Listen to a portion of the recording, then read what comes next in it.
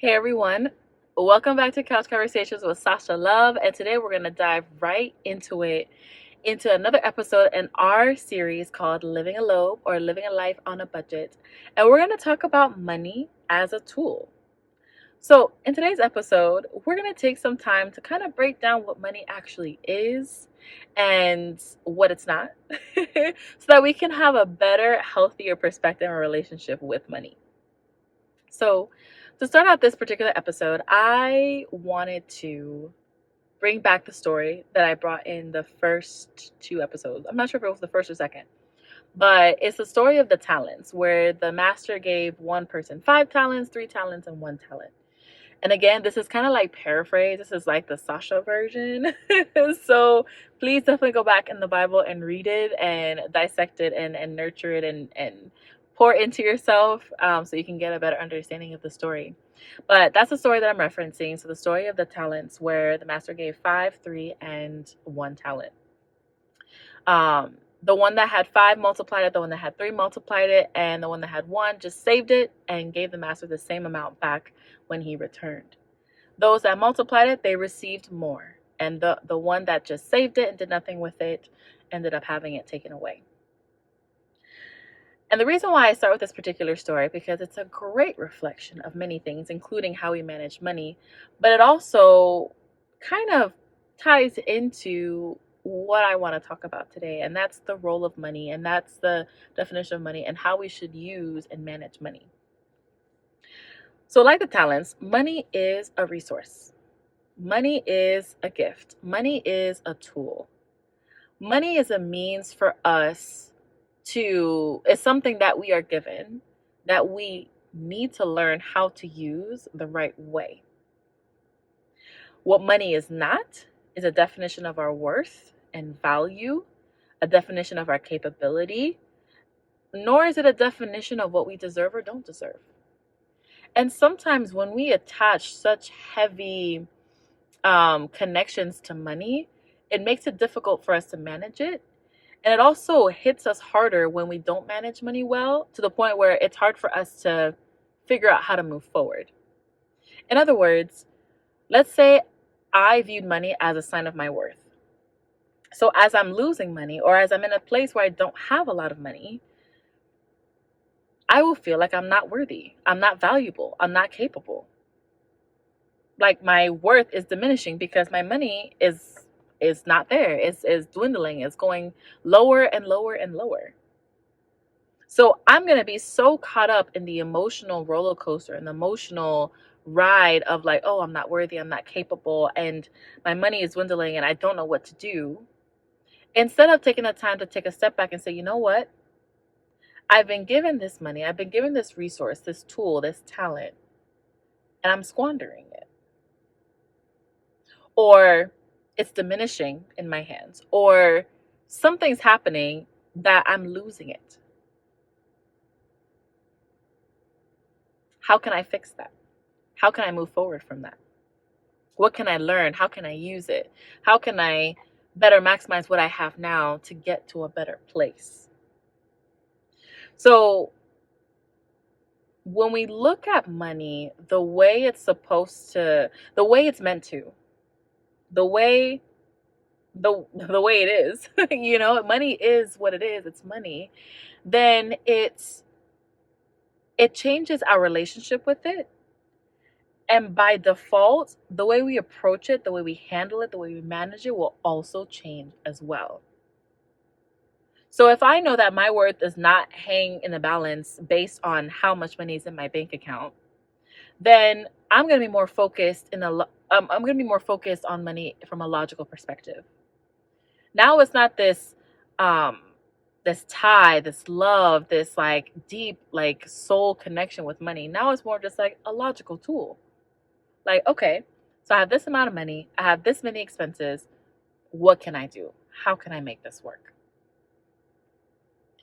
So hopefully that makes sense. Hopefully that connection makes sense in your mind.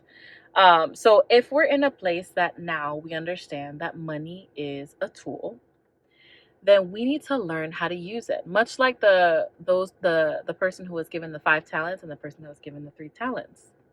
we need to learn how to use it.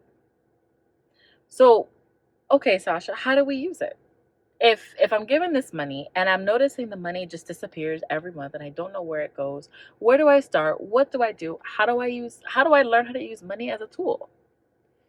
So we'll dive into some of these things in later episodes, but just in broad strokes, for the sake of today's episode, um, when you have a tool in your hand, we need to learn how to use it. And the way that we learn how to use it is to go to the source, seek God, seek guidance in prayer and humility, and reach out to trusted sources to learn how to appropriately manage money.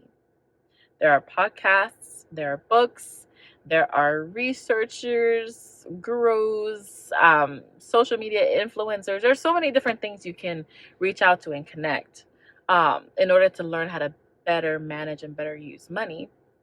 But essentially, the point is do the research, do the work, go looking for information. And I want to preface, you do not have to invest lots and lots of money just to find information about money. If you have the money to invest, great. If you have the funds to have a financial advisor or some other like financial expert or professional, then fine, go for it. For those of us who, like myself included, who that is for with whom that's not a possibility, that's just not a realistic option right now, then we go to the internet. Take time to go to the internet, do some research, how to manage money well, how to build wealth, how to navigate our expenses with our income. What percentage of our income should be for living expenses? What percentage should be for wants and needs? What percentage should be for savings? What percentage should be for investing? Is investing for me? Is that something that I should do? How should I do that? There are even documentaries, I think, on Netflix. There are videos.